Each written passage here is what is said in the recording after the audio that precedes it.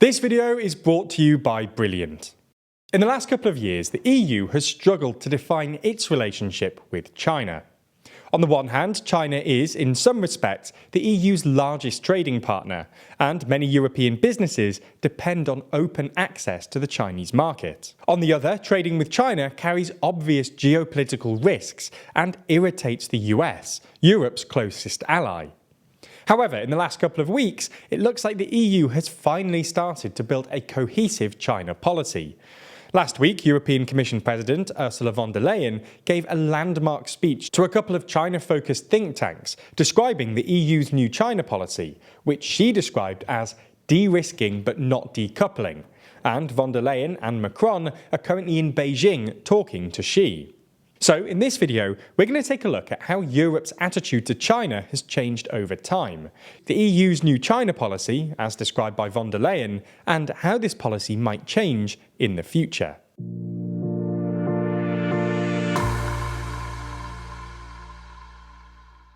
To understand how EU-China relations have changed over time, it's helpful to imagine a commercial strategic axis. On one end of the axis, you've got countries like, say, Germany, that only consider commercial interests. At least until very recently, the Germans weren't too worried about the geopolitics of trading with China, or about becoming dependent on China for certain materials, and Sino-German relations were mostly driven by business interests.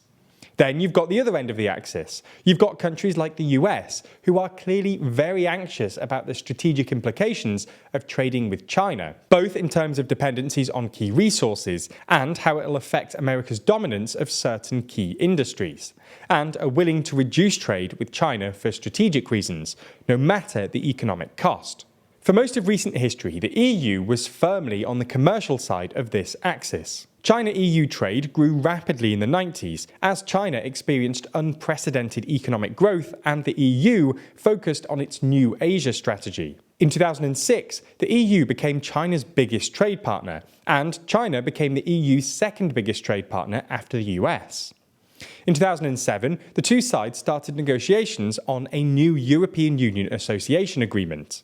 In 2013, they started negotiating a comprehensive agreement on investment, and in 2015, a whole load of Central European countries started signing up for China's Belt and Road Initiative. The EU didn't really change its attitude when the Trump administration started trying to recalibrate the US-China relationship in the late 2010s. The European Commission gestured at a more strategic relationship. There were a whole load of fancily named initiatives. And in the March 2019 Strategic Outlook, the EU designated China as a systemic rival. But this didn't actually change that much, and Europe continued to increase trade with China.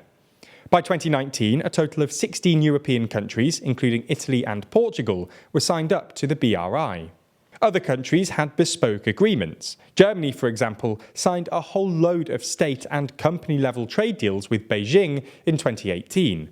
And France signed a bunch of bilateral trade deals in 2019, including the sale of €30 billion worth of Airbus planes, a French-built offshore wind farm in China, and a Franco-Chinese cooperation fund. To give you a sense of how relaxed the EU was about China's geopolitical ambitions, even in the late 2010s, consider the fact that, in October 2018, the European Union Naval Force and the Chinese People's Liberation Army Navy held their first ever joint military exercise, something that would be unimaginable today.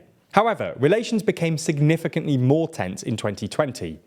Reports about the CCP's forced labour camps in Xinjiang and China's wolf warrior diplomacy, which went into overdrive during the pandemic, didn't go down well with European electorates.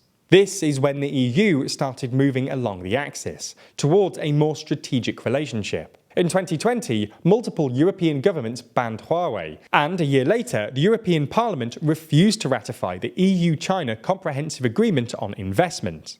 Tensions were strained further when the CCP attacked Lithuania over its decision to allow Taiwan to open a Taiwanese representative office in Vilnius in late 2021. All this came to a head on Sunday last week, when European Commission President Ursula von der Leyen gave a landmark speech laying out the EU's new China policy. In some ways, this was just a continuation of the growing Sino-skepticism we've described so far. But this new policy was also motivated by at least three other things. First, the war in Ukraine and Putin's attempt to leverage Europe's dependence on Russian gas against Ukraine has finally forced the EU to acknowledge the geopolitical nature of its relationship with China and its dependencies on China for certain commodities. Second, as tensions escalate over the Taiwan Strait, the EU needs to make sure it can set its own Taiwan policy independent from Chinese coercion or influence. Third, the EU is more worried than ever about deindustrialization, i.e., industry shifting away from Europe. This is both because cheap Chinese imports undercut European manufacturers, and the US Inflation Reduction Act's generous subsidy scheme encourages European companies to shift production to America. Anyway, this anxiety introduced a geopolitical element into the EU's economic relations, including with China. So what is the EU's new China policy as described by von der Leyen? Well, she describes it as de-risking, not decoupling. On our commercial strategic axis, if decoupling is the strategic end with the US, de-risking is probably somewhere in the middle. According to von der Leyen, de-risking has a diplomatic aspect and an economic aspect. Diplomatic de-risking actually involves increasing communication with China to limit miscommunication, which is why her and Macron went to Beijing earlier this week. This is in marked contrast to the US, which has generally had less communication with Beijing as relations have deteriorated. When it comes to economic de-risking, von der Leyen imagines 4 pillars. The first pillar involves making the European economy more resilient by protecting industry and diversifying supply chains. So, if we take batteries as an example, instead of getting all their battery tech from China, the EU wants to get it from a range of countries and make sure that some of the supply chain stays in Europe. The second and third pillars are pretty similar and essentially involve better using the EU's existing trade instruments and potentially creating some new, more muscular ones to protect European industry. The fourth pillar involves aligning the EU's new de-risking with that of its partners. Now, you might assume that this means mirroring the US's hawkish stance on China, but interestingly, in her speech, von der Leyen didn't actually mention the US. Instead, she talked about coordination with the G7, G20, New Zealand, Australia, India, ASEAN, Mercosur, Chile, and Mexico. So, that's the EU's new China policy, at least as the European Commission intends it. More strategic than it has been in the past, but not quite as aggressive as the US's decoupling strategy. Now, as you might have noticed, this is pretty vague, and its precise contours will depend on at least 3 things. First, how the balance of power changes within the EU.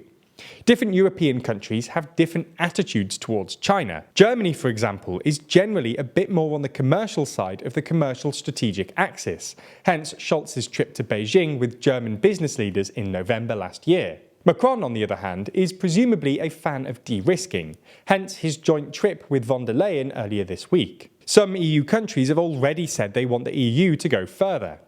Lithuania's foreign minister, for example, warned that the EU might have to ultimately follow the US in decoupling. Anyway, the EU's China policy will depend on who wins the argument within the EU.